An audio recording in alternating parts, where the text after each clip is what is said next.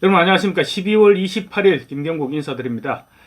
구속 위기에 처한 조국 전 법무부 장관, 급기야 민주주의 질서를 파괴하는 일이 있어도 나는 살아남아야 되겠다, 이런 시커먼 속내를 드러내고 있습니다.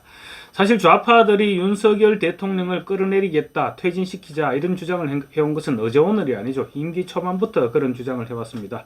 그처럼 윤석열 대통령 끌어내리기에 혈안이 된 좌파에 현직 대통령 임기 단축을 위해서 개헌을 활용하자, 이런 방안을 좌파에다가 공개적으로 이제 제안하고 나선 것입니다.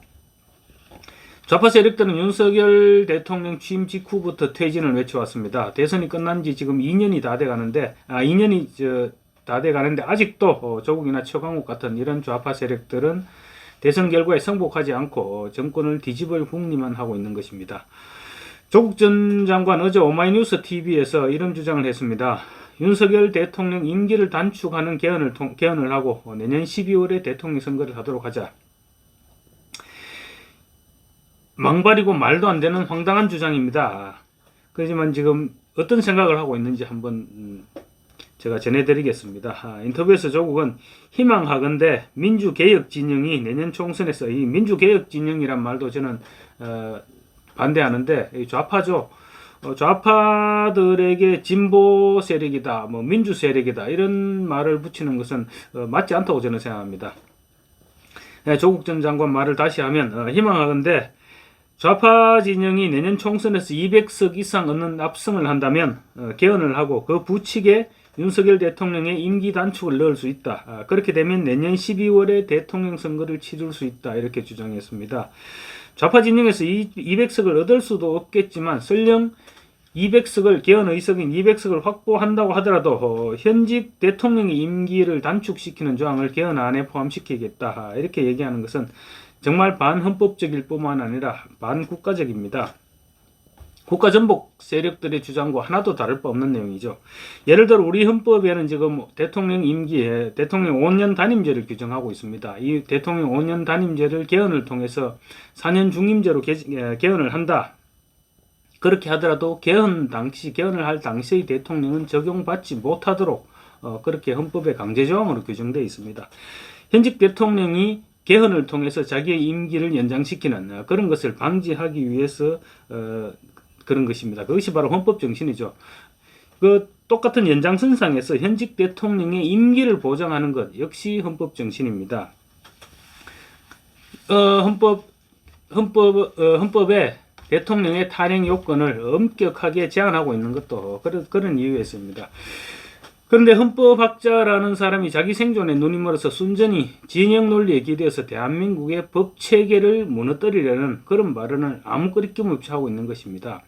헌법학자라는 조국의 이 정신세계가 저는 놀라울 따름입니다. 윤석열 탄핵을 외쳐온 조국과 그 일당이 탄핵이 불가능해지니 개헌을 외치고 나선 것인데요.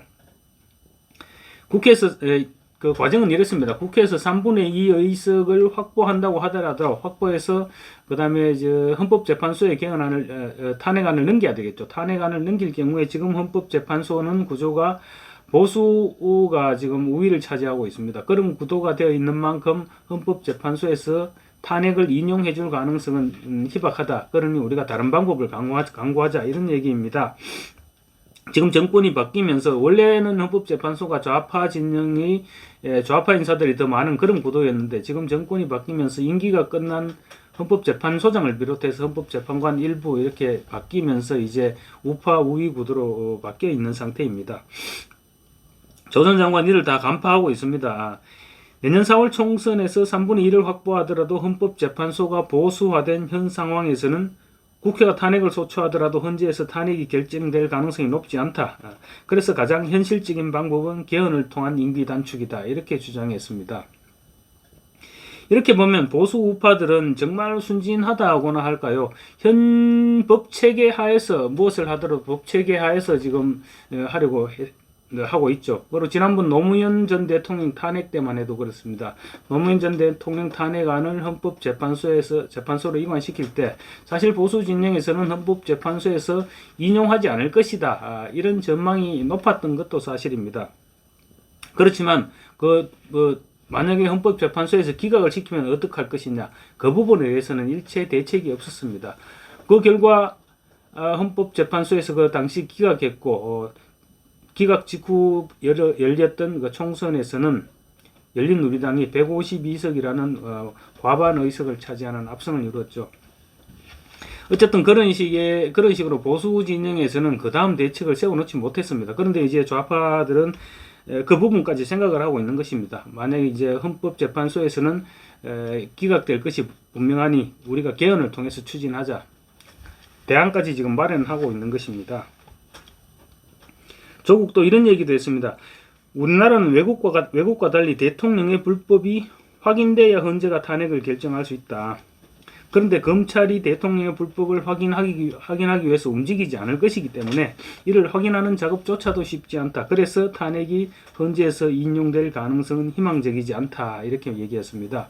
그러니까 결국은 법적으로는 대통령을 탄핵할 근거가 없으니 우리가 정치적으로 힘으로 몰아내는 그 수밖에 없다는 생각을 그대로 드러낸 것입니다. 조국은 또 이런 얘기도 했네요. 총선에서 패배하면 윤 대통령이 그만둬야 한다는 주장이 보수 언론에서도 나오는데 얼마 전에 조선일보 칼럼에서 이런 얘기를 했었죠. 그 방법이 무엇인가 대해서는 아무 말도 하지 않고 있다. 반윤, 비윤의 보수 진영 일부가 민주당과 개헌에 합의하고 그런 매우 합법적인 방식으로 윤석열 대통령의 임기를 줄이는 방안이 있다. 이렇게 주장했습니다. 나름대로 묘책이라고 내놓은 것이 개헌을 통한 대통령의 임기 단축인 것이죠. 200석을 개헌을 통해서 200석을 확보하면 사실은 윤 대통령의 거부권 행사가 무력화되는 것이죠. 무력화되고 그리고 대통령에 대한 탄핵도 가능해집니다. 물론 헌법 개정도 개헌도 개헌안 발의도 가능해지죠. 그러나 엄청난 변화를 만들어낼 수 있는 것은 사실입니다. 그래서 총선 압승을 통해 좌파가 대한민국을 통째로 삼키자 이런 얘기를 지금 하고 있는 것입니다. 총선을 압승해서 윤석열 대통령을 몰아내고 새로운 좌파 대통령을 세워서 우리가 대한민국을 먹어버리자 그런 주장인 것입니다. 지금까지의 개헌은 정치권에서 개헌 논의가 정권 때마다 계속 개헌 논의가 있어 왔죠. 개헌 주장이 있어 왔는데 그 개헌 주장의 핵심은 지금 5년 단임제인 대통령제를 4년 중임제로 개정을 하자 이런 내용이 핵심이었습니다. 그 부분에 초점이 맞춰서 개헌안이 논의되어 왔습니다. 그런데 조국은 이 개헌안을 핵심을 윤석열 대통령 임기 단축 방향으로 개헌을 활용하겠다 이런 주장을 내놓고 있는 것입니다. 그러니까 헌법에다가 5.18 정신을 헌법 전문에 삽입시킨다든지 그리고 대통령 임기 4년 중임제로 바꾼다 이런 큰 줄기의 개헌은 당연히 그 부분이 들어가야 되겠죠. 개헌에 합의를 하고 국민투표에 붙이게 현 대통령의 임기를 언제까지로 한다. 이렇게 넣기만 하면 된다는 것입니다. 예를 들어서 현 대통령의 임기를 내년 12월까지 하고 12월에 대선을 치르는 것으로 한다. 이렇게 하면 대선을 내년 12월에 치를 수 있다는 것이 조국의 주장인 것입니다. 정말 단세포적인 생각이죠. 한 나라의 대통령을 끌어내리겠다 이런 얘기를 아무것도 아닌 것처럼 말하는 헌법학자 조국의 인식 정말 대단합니다. 물론 대통령 임기를 단축할 수도 있습니다. 개헌을 통해서. 그렇지만 그 부분은 현직 대통령이 자기가 앞장서서 내 임기를 이렇게 줄일 테니 4년 중임제로 하자. 아니면 내각제로 개헌을 하자. 이런 식으로 대통령이 직접 얘기해서 발의했을 때는 가능합니다. 그렇지만 강제로 그 대통령의 임기를 단축시키겠다. 이것은 정말 헌법에 맞지 않는 헌법 정신에 맞지 않는 그런 주장이죠. 민주당이 지금 압도적인 과반 의석을 발판으로 국회에서 법 개정을 마음대로 해왔죠. 그러다 보니까 헌법 개정 정도도 우리가 충분히 힘으로 할 수 있다 이런 생각을 가지고 있는 것 같습니다. 조국은 지금 대한민국의 법을 어긴 범법자이신 분입니다. 대법원에서 지금 최종 확정 판결이 나오지는 않았지만 자녀들의 대학 입시를 위해서 사문서를 위조하는 그런 등 입시방해 혐의로 1심에서 징역 2년을 선고받았습니다. 2심에서는 지금 검사가 징역 5년을 구형해둔 상태입니다. 조국은 중범죄자입니다. 좌파 판사가 장난을 치는 이변이 없는 이상 조국은 2심 재판부가 법정 구속시킬 가능성이 지금 굉장히 높다. 그런 것이 법조계의 공통된 전망입니다. 그렇지만 내년 총선에서 좌파가 압승을 하면 대법원에서 자신의 죄를 자신에 대해서 파기환송해 줄 것으로 그런 기대를 하고 있는 것 같습니다. 항소심까지는 도저히 무죄 선고가 불가능해졌다 이렇게 자신도 알고 있죠. 그러니 대법원에서 정치적 판결을 할 수 있는 방향으로 지금 전략을 바꾸고 있는 것 같은데 그 대법원의 정치적 판결을 압박하기 위해서는 내년 총선 압승이 불가피하다 이런 주장입니다. 개헌을 통한 대통령 임기 단축은 그런 조국이 지금 이 같은 상황에 처한 조국이 진영 논리에 기대어서 살아보자고 발버둥치는 그런 내용으로 치부해도 될 것 같습니다. 조국이 지금 대한민국의 법은 법이 아닙니다. 그리고 사법부의 결정은 우리 편인 좌파가 이기기만 하면 사법부의 결정은 언제든지 뒤집을 수 있는 그 정도 수준으로 보고 있는 것 같습니다.